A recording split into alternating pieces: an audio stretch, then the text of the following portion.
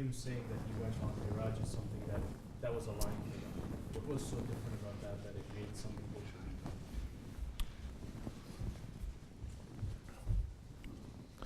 believe? First, you have to understand this is a people just like the people of this Zaman.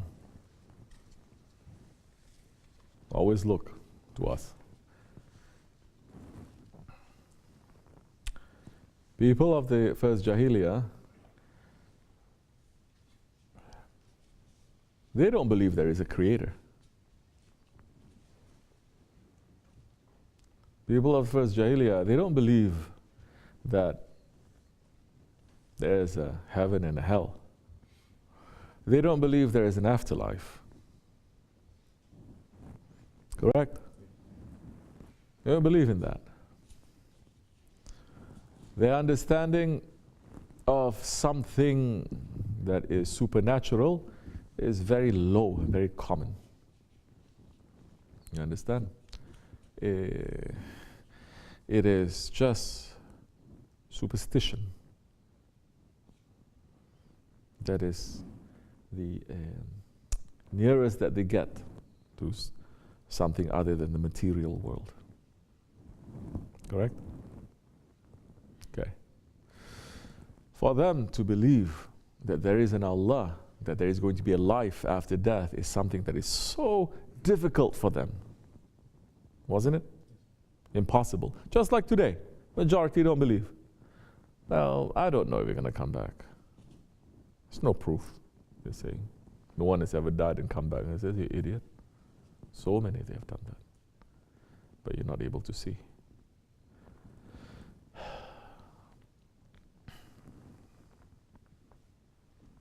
So now, to hear that the Holy Prophet ﷺ, that within one night,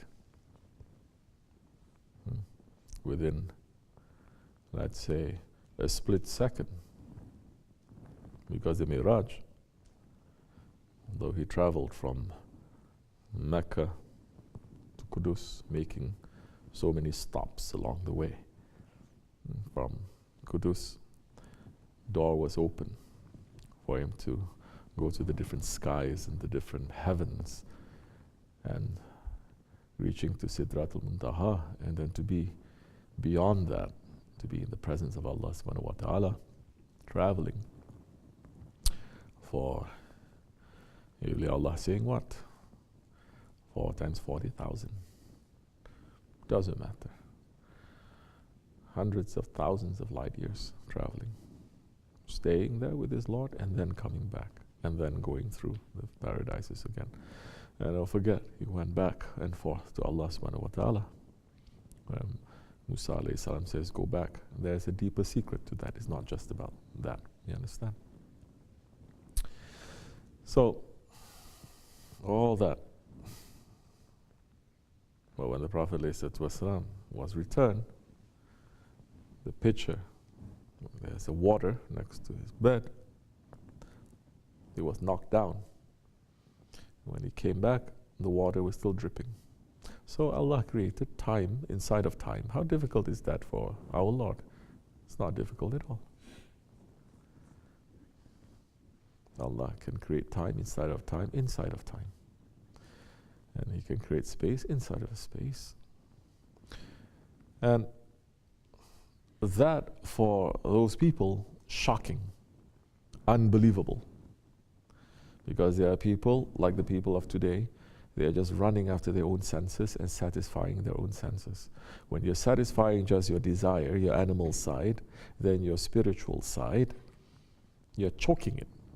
You're killing it. It's dying. So it will never believe in things so easy because it's dying. And for that, so many, they say this is just too much for us to believe. It's too much. And the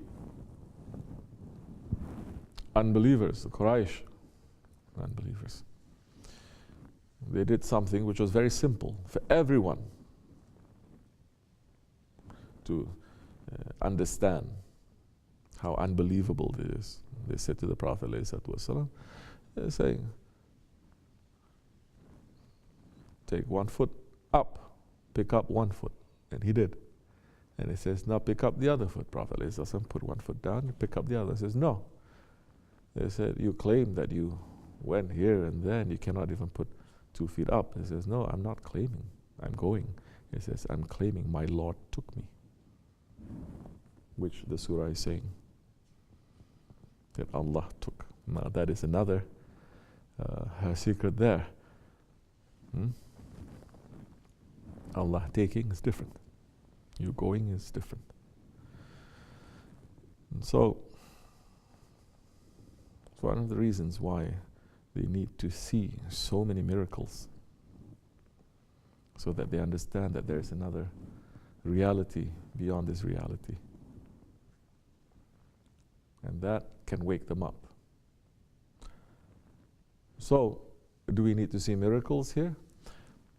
Even if miracles are shown, people's hearts in the Akhir Zaman, majority they're completely sealed. They say, we see this on YouTube.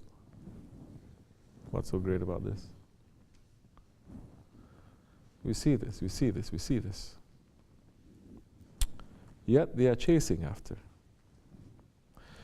And don't forget that Dajjal is going to come with those miracles too, that people are chasing after. People will still believe that. Because now Hazrat Mahdi alayhi salam, like we said, is going to bring the law. He's going to bring out the lost traditions of the Prophets alayhi salam. People are not going to like that. Even if Hazrat Mahdi alayhi salam is going to show miracles, they're not going to like that because it's making them to be more tight. They say we cannot just go and let our egos to be wild. We like this. Who cares if we show miracle and we have to have our ego to be tight? Shaykh Efendi showing so many karamat, and then later he's tying their ego, and they don't like it.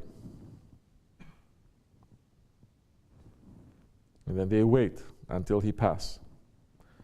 They wait 1, 2, 3, 7 years until he passes, and now they want to be loose. I said, go ahead. We don't want people who are weak too. Just like that Shaykh now. It fits. Once upon a time there was a Shaykh, and there was a Shaykh that he could work so many miracles, and his murids are thinking, why is our Shaykh keeping his karamats and his power so secret? If more people know, then it's better. More people can come and serve our Shaykh. Just a few murids he has around him, and the whole society is looking at him like he's nothing. So the Shaykh knew what the murids were thinking, and the Shaykh was trying to make them to understand. And one day when they were eating together, yes, there was a time when the Shaykhs used to eat together with the murids. Now it's become a little bit different. The Shaykh needs to eat with the murids. Murids need to look at the Shaykh. At least once a week, if not once a month. If not. That time they were eating, yes. And there were some bones from the chicken that was in front of the Shaykh. And the Shaykh says, Bismillahir Rahmanir Rahim, and he hit the plate, and the bones, they come together. And then it became a miracle in front of their eyes. The chicken just come out like that, live, and it started running around. They had some guests, and they were shocked.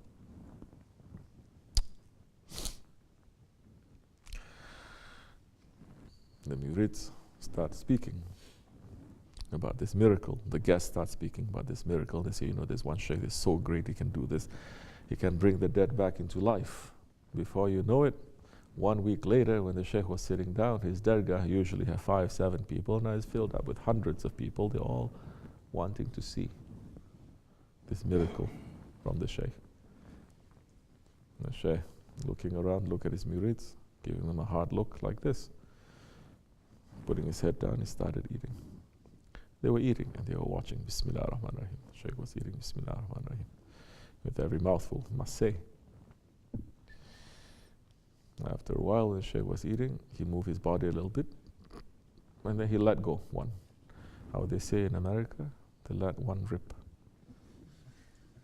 Correct? Something like that. People were shocked. You know how it is, especially with Turkish people. Turkish people, they see you eat with their hands, they get very disgusted. Especially the way that people are going to eat their hands, not according to Sunnah, but according to how they eat, like this, like this. They put in their beards, they lick their hands like this. They say, oh, very bad, right? Now imagine the Shaykh that has a reputation of being so holy, is able to work miracles, is able to raise the dead to life, and he's eating and he's farting. The people got very disgusted. They said, did you see that? Is this possible? Terrible stuff. They said, this is disgusting. They started to leave. They all left cursing at the Shaykh, saying he's a fraud, he's this, he's that. And when the Shaykh continued eating, not saying anything, when he looked up and saw his own murids, just 5 of them, it's just seated around him. And he's saying, don't you see, my son? Those who are going to come through one clap, like this, because he was clapping the table to make the chicken to come alive, they're going to leave with one fart.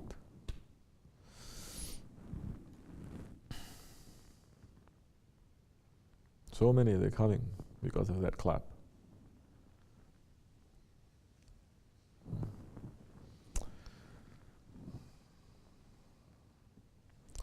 It should not be.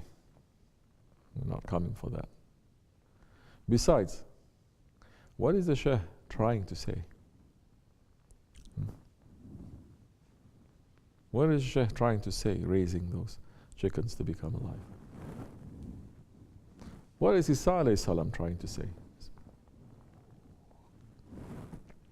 When, with Allah's permission, he raised the dead to become alive. What is he trying to say?